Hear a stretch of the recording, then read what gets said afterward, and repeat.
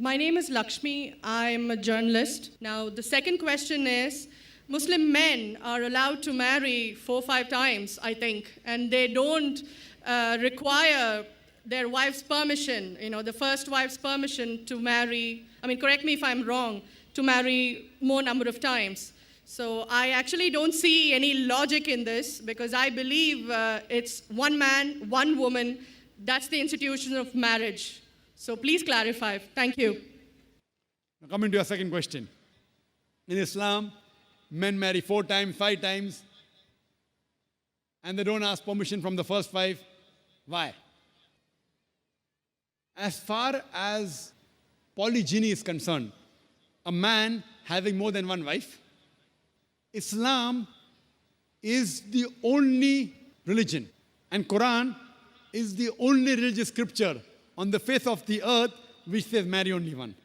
There is no religious scripture besides the Quran. I'm a student of comparative religion, which says marry only one. There is no verse in the Bible, no verse in the Bhagavad Gita, no verse in the Veda which says marry only one except the Quran. If you read the Hindu scriptures in Ramayana, the father of Sri Ram, how many wives did he have? How many wives?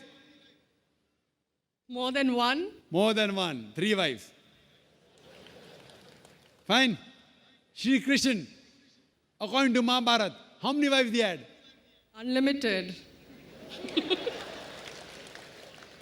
Not unlimited. You don't know your scripture well. No. Did he have 4 wives? No. I have no idea. Not 4, not 100, not 1,000, 16,108 wives. How many wives he had? 16,108. So why can't we Muslims have 4? What's the problem? When Shri Krishna can have 16,108 wives, why can't we have 4?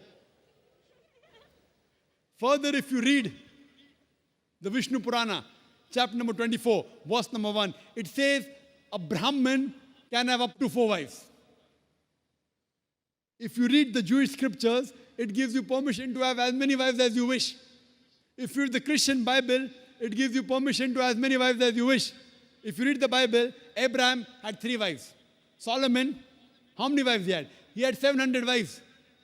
It is later on, the church has put a ban that Christians should marry only one, not the Bible. It is the Jewish community married more than one wife. It was in 1950 that chief rabbi passed a synod that Jews should marry only one. So it is the rabbi, not the Jewish scriptures. And according to Hindu scriptures, you can marry as many as you wish. It is the Indian government in 1954 passed a law called the Hindu Special Marriage Act. Hindu Special Marriage Act, which says Hindus should marry only one. It is not the religious scripture. It is not Bhagavad Gita. It is not Ramayana. It is not Mahabharata. It is not Veda. It is the Indian Penal Code.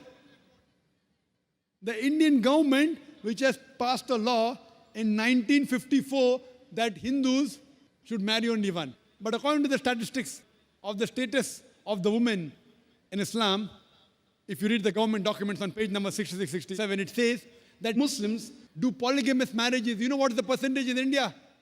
4.3%. How much? In India, 4.3% of the Muslim men do polygamous marriages. A statistic between 1951 to 1961. Hindus, how many? 5.06. 0.7% more than the Muslims in India. According to the Indian government, even though it is prohibited according to the Indian law, yet they do more polygamous marriages than the Muslims. Why? Now, let's analyze what does the Quran say. Quran says in Surah Nisa, chapter 4, verse number 3, marry women of your choice in 2s, 3s or 4s. But if you can't do justice, marry only one. This statement, marry only one, is only given in the Quran and no other religious scripture. It says, marry women of your choice in 2s, 3s or 4s. But if you can't do justice, marry only one. So if you want to marry more than one woman, one of the criteria of the Quran is you should do justice. If you can't do justice, you should marry only one.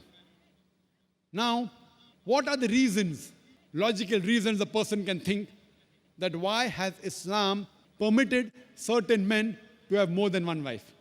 Many non-Muslims think it is fard. It is compulsory for a Muslim man to have more than one woman, to have more than one wife. It's not compulsory, it's optional. It's not fard. It's not compulsory. How many Muslim men do you know who have more than one wife? How many do you know, sister? How many do you know? A few. How many? A few again. Few means 1, 2, 3. How many? Yeah, at least about 3. About 3. Have you heard of Dharminder? Yeah. How many wives he has? 2. Muslim or non-Muslim? Non-Muslim. Non-Muslim. Your previous chief minister, what's the name? Jayalalitha. Yes. Hindu or Muslim? Hindu or Muslim? Hindu. Hindu, fine. Now these are famous personalities. Fine. How many famous personalities you know in India who have got more than one wife? The 3 you know may be locality, fine? Yeah. Local, maybe friend in your neighborhood, maybe your colleague. In India, there are more non-Muslims having more than one wife than the Muslims. Now let us understand what are the logical reasons. Come back to logic now. Now, by nature, if you ask any medical doctor, he will tell you, male and female are born in equal proportion. Girls and boys are born in equal proportion. But any medical doctor, any pediatrician, any children doctor will tell you that the female sex, the female child is stronger than the male child. That's the reason there are more deaths in the male children as compared to female children. So in children's age itself, the female children are much more than the male children. As life goes on, there are people dying due to accidents, due to alcoholism, due to war.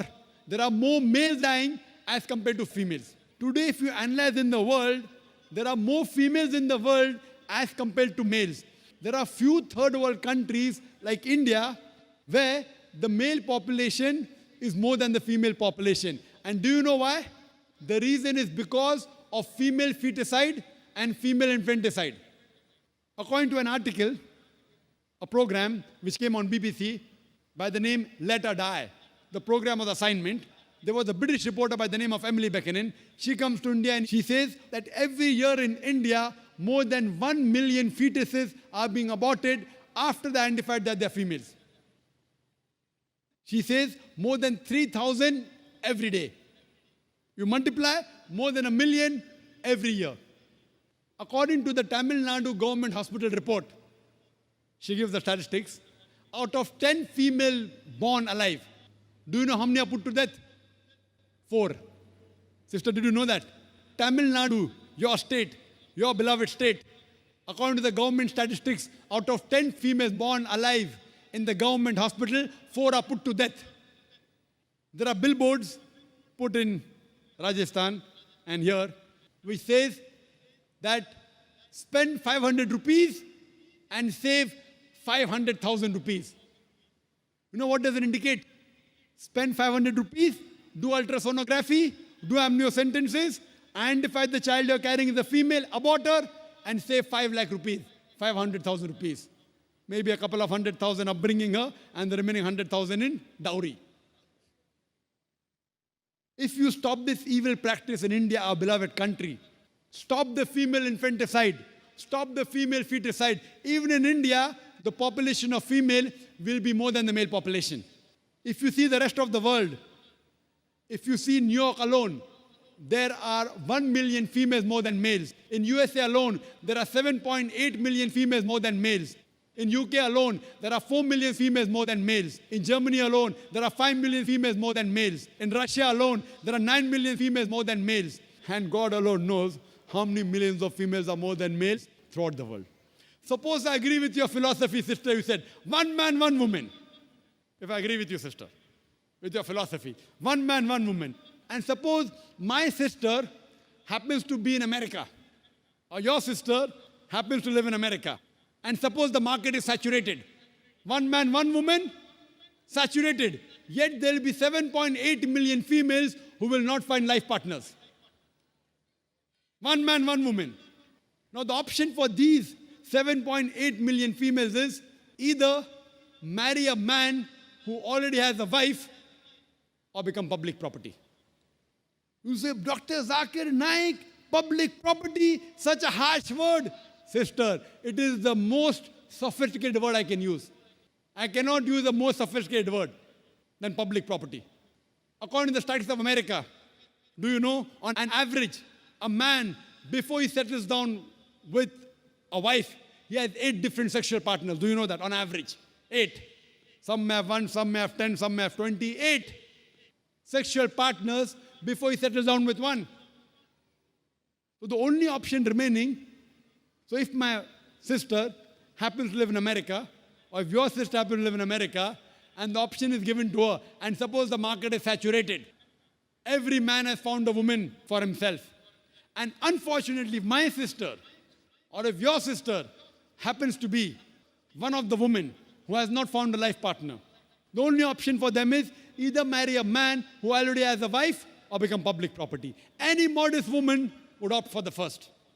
Sister, what would you opt for your sister? Marrying a man who already has a wife or become public property?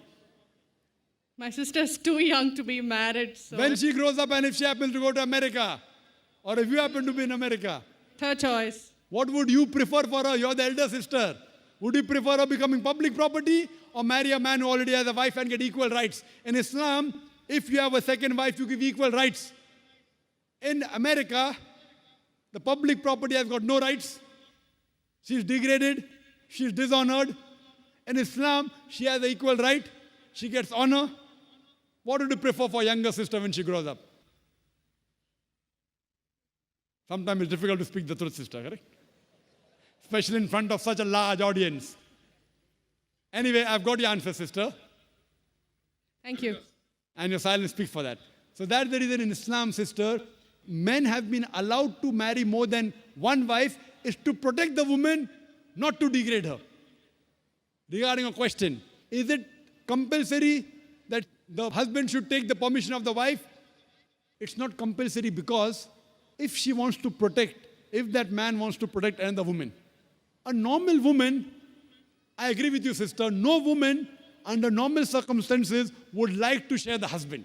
You have to agree. This is human nature. But if the woman is a good Muslimah, is a good Muslim woman, what she says, let a small loss take place to prevent a big loss. She will say, I know sharing my husband is a loss for me, but I would prefer letting a small loss take place for me to prevent my sister becoming public property. She's a good human being. So she would surely give permission to the husband to marry a second woman, if she's a good Muslim woman. But taking permission is not fard, it is preferable. But at least informing is a requirement so that he does justice between the two wives. Hope that answers the question, sister. Thank you.